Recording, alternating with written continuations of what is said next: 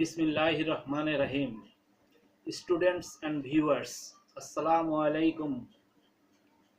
আশা করি সবাই ভালো আছো। শুরু করছি আজকের ক্লাস।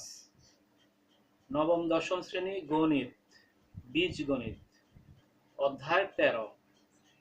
অধ্যায় 13 হচ্ছে সসীম ধারা। সসীম ধারা যাকে বলা হয়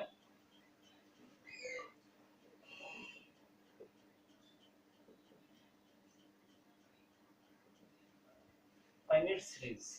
ফাইনাইট সিরিজ তো সসীম ধারা অর্থাৎ যার সীমা আছে আর কি, এমন। তো সসীম ধারা এটা আলোচনা করার আগে আমরা অনুক্রম সম্পর্কে একটু ধারণা নিই। অনুক্রম অনুক্রম যাকে বলা হয় সিকোয়েন্স।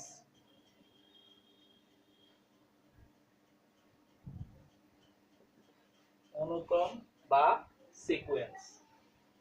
তো দেখো তোমরা, আমি এখানে 1 2 3 4 এভাবে n পর্যন্ত লিখলাম, আরো আছে। তো এটাকে যদি আমরা 2 দ্বারা গুণ করি তাহলে পাবো 2 4 6 8 2n।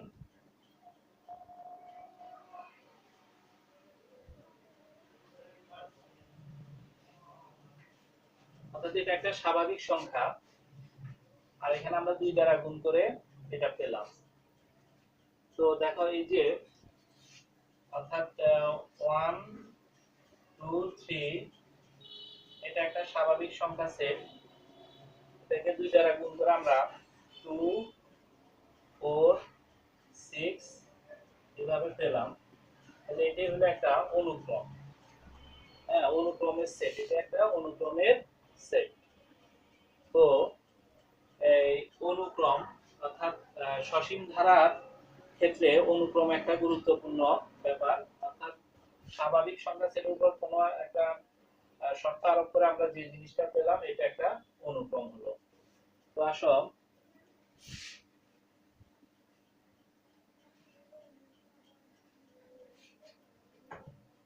অর্থাৎ এটাকে আমরা লিখতে পারি f ফাংশন আকারে লিখলে f of n equal to আমরা লিখতে পারি 2n। f of n equal to 2n, অর্থাৎ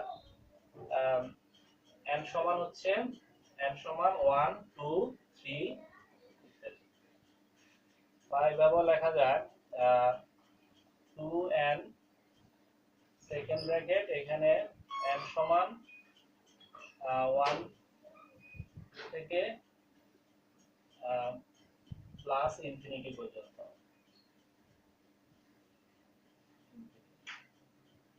এভাবে এটাকে লেখা যায়।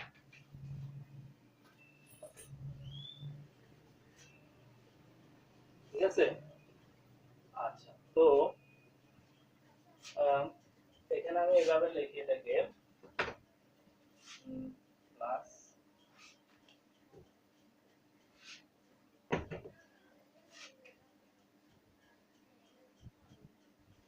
বা এটাকে এভাবে টুয়াইস এন্ড সেকেন্ড ব্র্যাকেট। তো এটা এই জাতীয় এগুলাকে বলা হবে অনুক্রম। তো কয়েকটি অনুক্রম আমি লিখছি, তোমরা খেয়াল করো।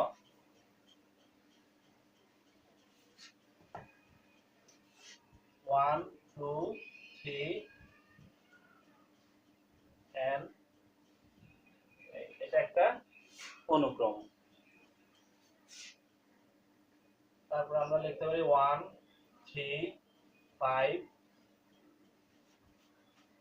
2n minus 1, এটাও একটা অনুক্রম। এরপর লিখতে পারি আমরা 2 4 9 n স্কয়ার, এটাও একটা অনুক্রম। এরপর আমরা লিখতে পারি 1/2 2/3 3/4 n m/n + 1। এগুলো সবগুলোই হচ্ছে অনুক্রম, এগুলো সবগুলো কি অনুক্রম। তো এবার আসো আমরা যে ধারাটা পড়বো, এই ধারাটা কি? ধারা,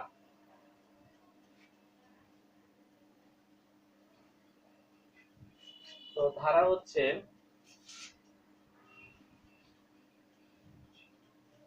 ধারা,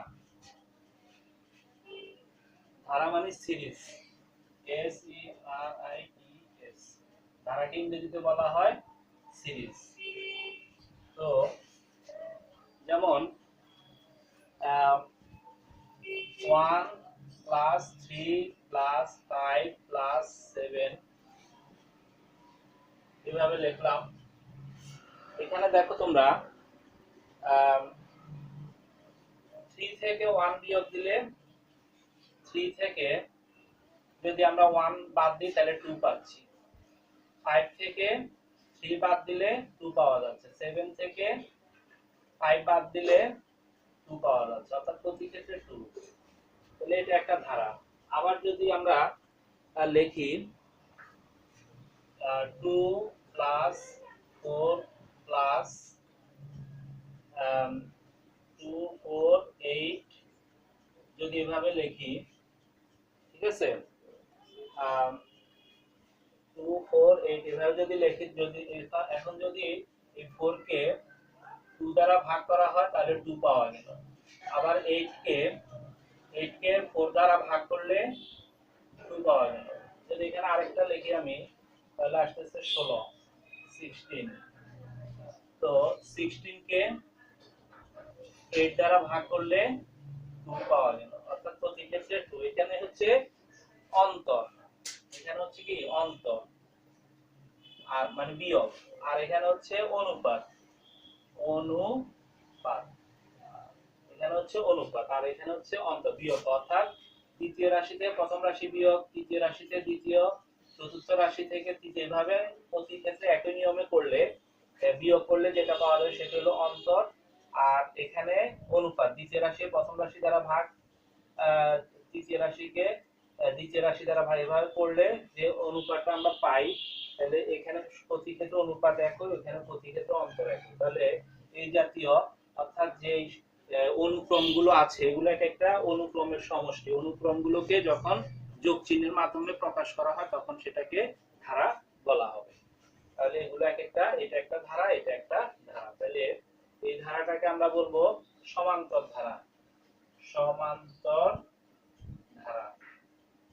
আর পরের ধারাটাকে আমরা বলবো গুণোত্তর ধারা, গুণোত্তর ধারা। একটা হচ্ছে সমান্তর ধারা, আর একটা হচ্ছে কি গুণোত্তর ধারা। তাহলে এই যে ধারা আমরা পড়তেছি, ধারাকে দুই ভাগে ভাগ করা হয়। ধারা অনেক প্রকার আছে, তো তোমাদের নবম দশম শ্রেণীর জন্য, সাধারণ গণিতের জন্য ধারা হচ্ছে দুই প্রকার। অর্থাৎ ধারা, এটাকে দুইটা ভাগে ভাগ করা হয়েছে। একটা হচ্ছে সমান্তর ধারা, সমান্তর, সমান্তর ধারা, একটা হচ্ছে সমান্তর ধারা, আরেকটা হচ্ছে গুণোত্তর ধারা, গুণোত্তর ধারা। তাহলে তোমাদের জন্য হচ্ছে সাধারণ গণিত, ধারা দুই প্রকার, একটা হলো সমান্তর ধারা, একটা গুণোত্তর ধারা। তো এবার আসো আমরা অধ্যায় 13 সসীম ধারা সম্পর্কে বললাম। এবার অধ্যায় 13 দুইটা অংশে ভাগ, একটা হচ্ছে 13.1, 13.2 আরেকটি। তো এই 13.1 এখন আমরা আলোচনা করব অনুশীলনী 13.1 এর উপর। অনু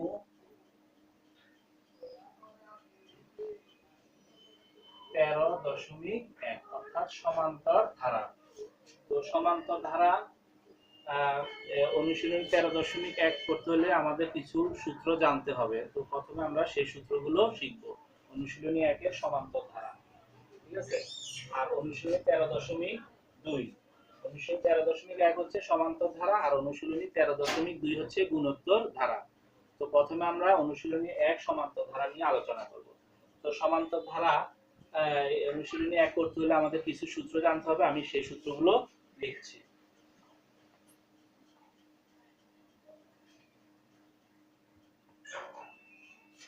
তো প্রথম আসো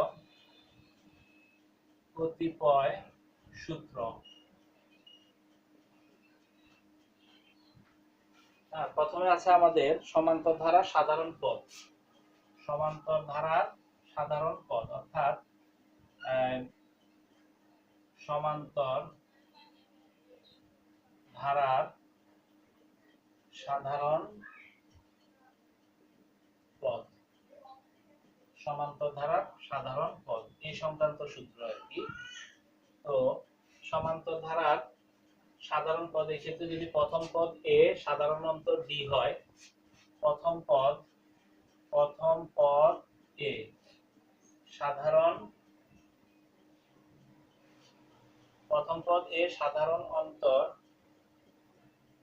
অন্তর ডি হলে আমাদের n তম পদ এটার সূত্রটা হবে a plus n minus 1 into b। প্রথম পদ a সাধারণ অন্তর d হলে n তম পদের সূত্র হবে a plus n minus 1 into b। এটা হলো সমান্তর ধারা সাধারণ পদ নির্ণয়ের সূত্র। এরপর আসো সমান্তর ধারার 2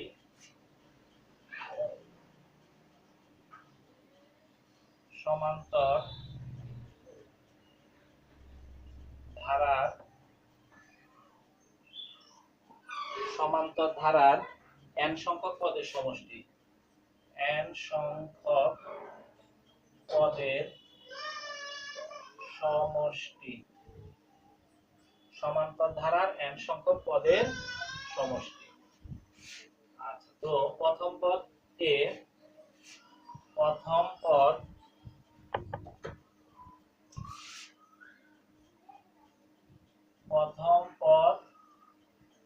এ সাধারণ অন্তর ডি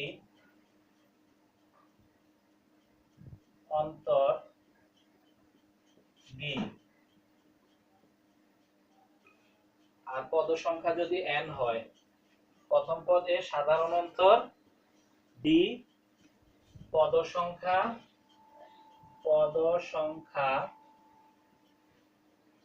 n এবং শেষ পদ আরেকটা লেখা যায়, শেষ পদ যদি কিউ হয়,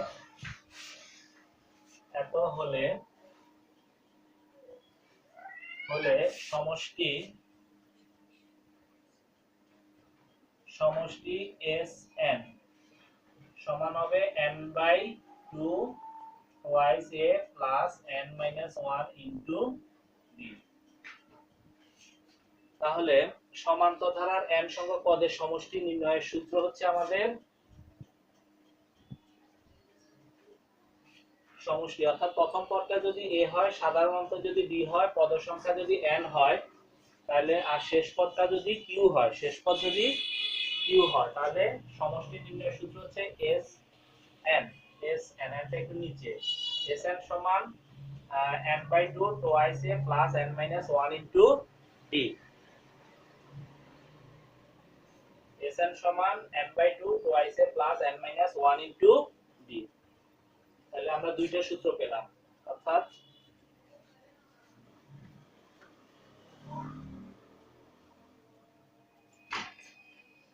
এখানে আমরা দুইটা সূত্র, n তম পদের একটা সূত্র আর সমষ্টির সূত্র আমরা পেলাম। তো এরপর আসো আরেকটা সূত্র আছে এই অনুশীলনী 13.1 এর জন্য, সেটাকে বলা হয় প্রথম n সংখ্যক, 3 নাম্বার, প্রথম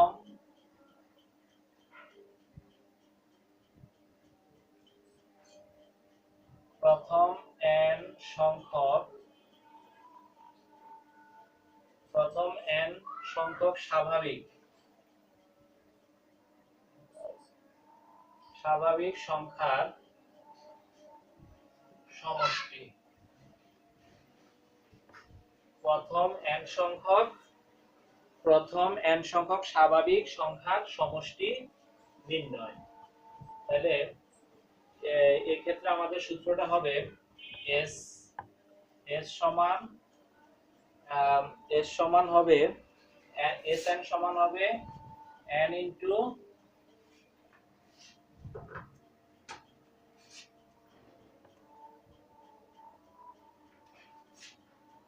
Sn সমান হবে n into n plus 1 by n। প্রথম n সংখ্যক স্বাভাবিক সংখ্যার সমষ্টি নির্ণয়ের সূত্র হবে Sn সমান n into n plus 1, sorry এখানে 2 হবে, n into n plus 1 by 2। তাহলে আমরা এই সূত্রগুলো মোটামুটি আমাদেরকে জানতে হবে। এই সূত্রগুলো জানলে আমরা প্রতিটা অঙ্ক করতে পারবো। তাহলে আমাদের সূত্রগুলো দাঁড়াচ্ছে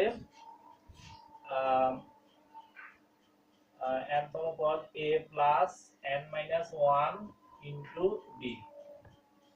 এটা হলো একটা সূত্র, এটা দুইটা, এক, এটা দুই, আর এটা তিনটা সূত্র। এই তিনটা সূত্র আমরা জানলাম। এই অধ্যায়ের ক্ষেত্রে আমাদের এই তিনটা সূত্র বেশি লাগবে। তো এখানে মূলত a হচ্ছে প্রথম পদ, u হচ্ছে শেষ পদ, d হচ্ছে সাধারণ অন্তর, তারপর আছে কি s হচ্ছে সমষ্টি, s সমষ্টি। তো এই কয়টা জিনিস, অর্থাৎ যেটাই বাইরে করতে বলে বাকিগুলো জানলে আমরা অঙ্ক করতে পারবো। তো আমি এরপরে অনুশীলনের অঙ্ক শুরু করি।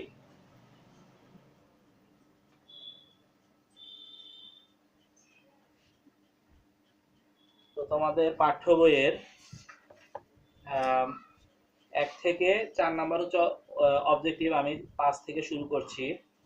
5 নাম্বার অঙ্কটা হচ্ছে এরকম।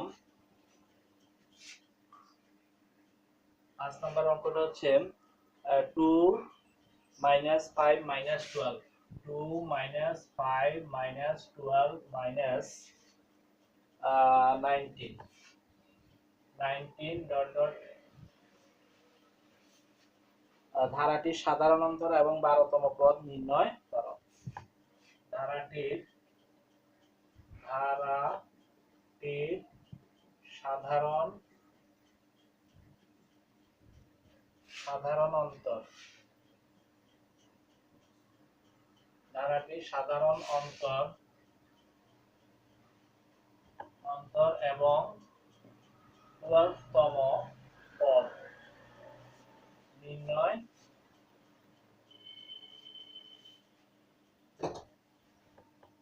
12তম পদ নির্ণয় করো।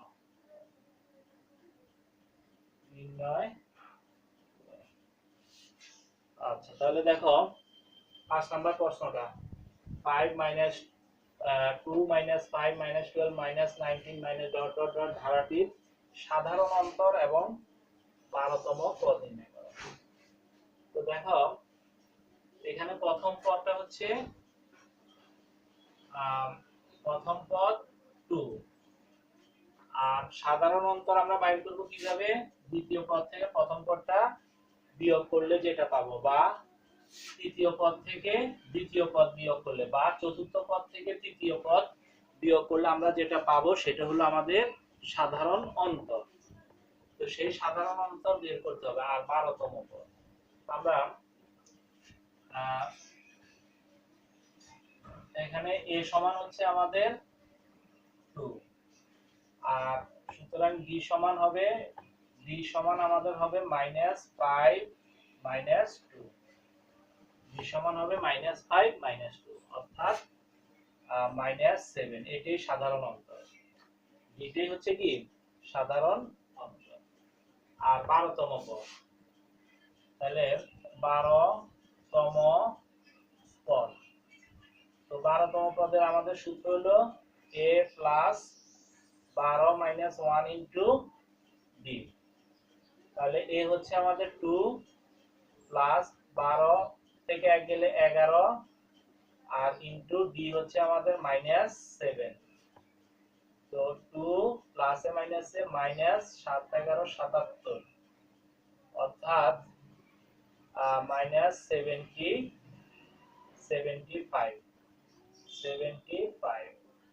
তাহলে আমরা দুইটা জিনিস পেলাম উত্তর। সাধারণ অন্তর পেলাম আমরা -7, সাধারণ অন্তর পেলাম -7 আর 12তম পদ আমরা পেলাম -75। এইটা আমাদের উত্তর। অর্থাৎ এখানে দেখো 2 এর পর 5, 5 এর পর 12, এভাবে তোমার প্রতি ক্ষেত্রে -7 করে যাবে। অর্থাৎ যে আমরা 75টা পাবো সেটা হবে 12 নাম্বার পদ। 75 এভাবে বাড়তে মানে যেতে থাকলে আমরা একসময় 75 -75 পাবো এবং সেই -75টাই হলো আমাদের 12তম পদ। তো আশা করি শিক্ষার্থী বন্ধুরা তোমরা আজকের আলোচনা বুঝতে পেরেছো। তো আজকের ক্লাসে অংশগ্রহণ করার জন্য তোমাদের সবাইকে ধন্যবাদ জানিয়ে শেষ করছি। খুদা হাফেজ।